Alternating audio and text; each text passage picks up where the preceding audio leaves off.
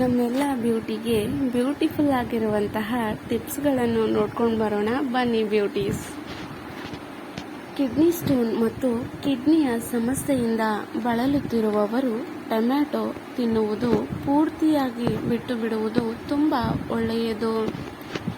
2. ನಿಮಗೆ ತಲೆಯಲ್ಲಿ ತುಂಬ ತುರುಕೆ ಮತ್ತು ತಲೆಹೊಟ್ಟಿನ ಸಮಸ್ಯೆ ಇದ್ದರೆ ಕಹಿಬೇವಿನ ರಸಕ್ಕೆ 1 ಸ್ಪೂನ್ ತೆಂಗಿನ ಎಣ್ಣೆ ಹಾಕಿ ತಲೆಬುಡಕ್ಕೆ ಚೆನ್ನಾಗಿ ಮಸಾಜ್ ಮಾಡೋದ್ರಿಂದ ಈ ಸಮಸ್ಯೆಯಿಂದ ಪಾರಾಗಬಹುದು.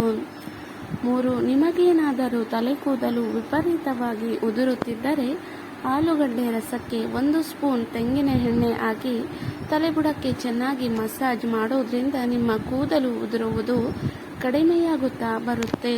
4.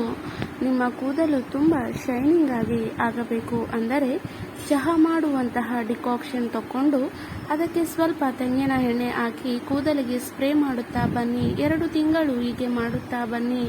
ನಿಮ್ಮ ಕೂದಲು ತುಂಬ ಶೈನಿಂಗ್ ಮತ್ತು ದಟ್ಟವಾಗಿ ಬೆಳೆಯುತ್ತದೆ.